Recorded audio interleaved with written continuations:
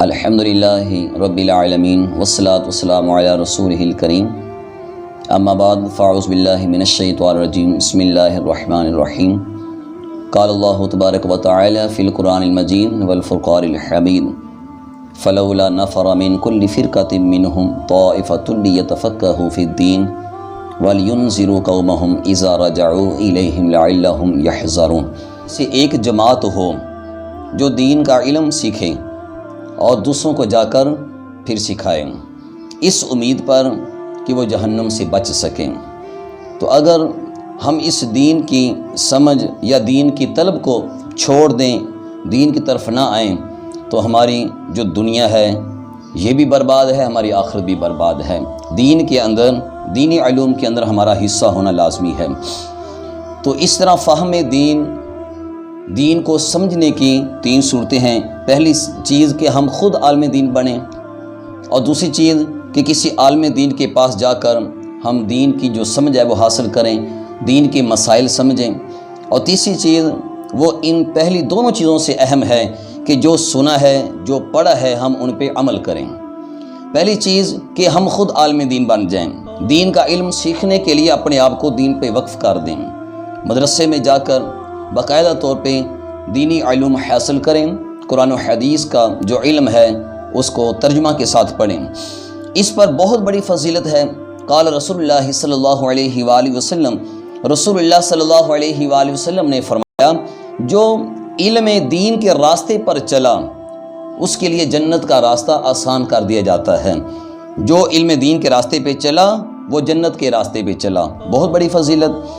دوسری حدیث مبارکہ میں قال رسول اللہ صلی اللہ علیہ وآلہ وسلم، آقا علیہ الصلوۃ والسلام فرماتے ہیں، جس شخص کا یہ ارادہ ہو کہ وہ جہنم سے آزاد لوگوں کو دیکھیں تو وہ عالم دین کی زیارت کر لیں۔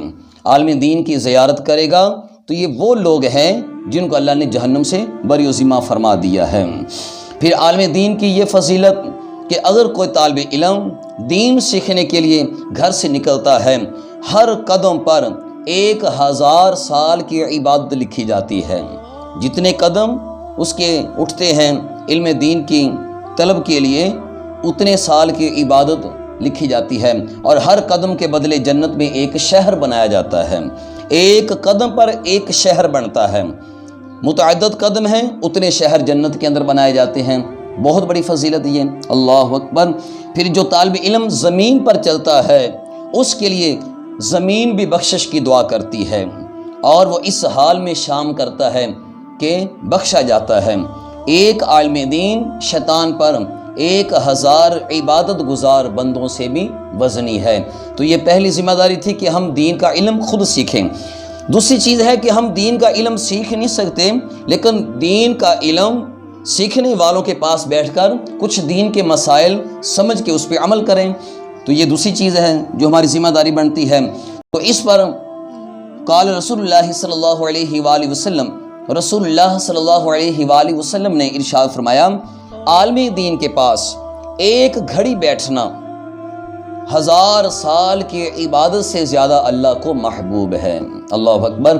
اگر آپ عالم دین نہیں ہیں لیکن دین کے مسائل سمجھنے کے لیے اگر عالم دین کے پاس بیٹھ جاتے ہیں، ایک گھڑی بیٹھنا 1000 سال کی عبادت سے زیادہ اللہ کو اچھا لگتا ہے۔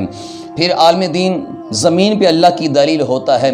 آقا فرماتے ہیں، جس نے عالم دین کی توہین کی اس نے گویا کہ بربادی اپنے نام کر لی، اور جس نے عالم دین کی عزت کی اس نے رب کی عزت کی۔ اس پہ بھی بہت بڑی فضیلت ہے۔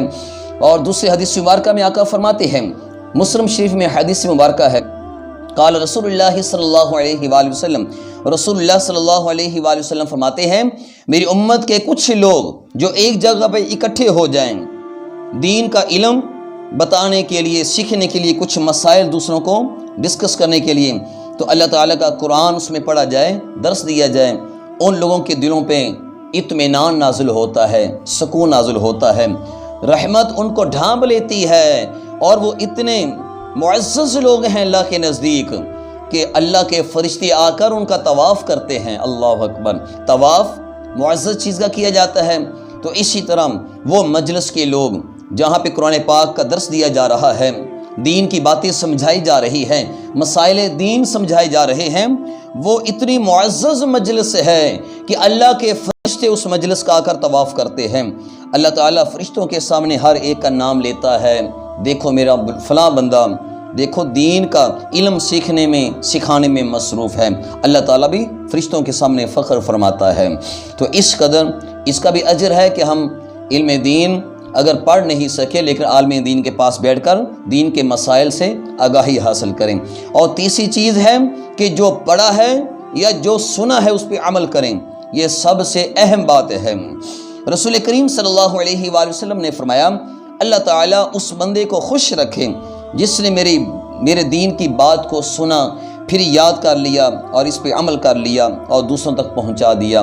تو اس پر بھی آقا علیہ الصلوۃ والسلام نے روشنی فرما دی، اور اس میں عمل کرنے پہ ہی انسان کی جو پڑھا ہے یا جو کچھ اس نے سیکھا ہے اس کا فائدہ ہے، پھر عمل کے ساتھ ہی اجر بھی ہے۔ اللہ تعالیٰ ہمیں جو علم دین کی توفیق عطا فرمائے، آمین بجاہ النبیین، وآخر دعواہم ان الحمد للہ رب العالمین۔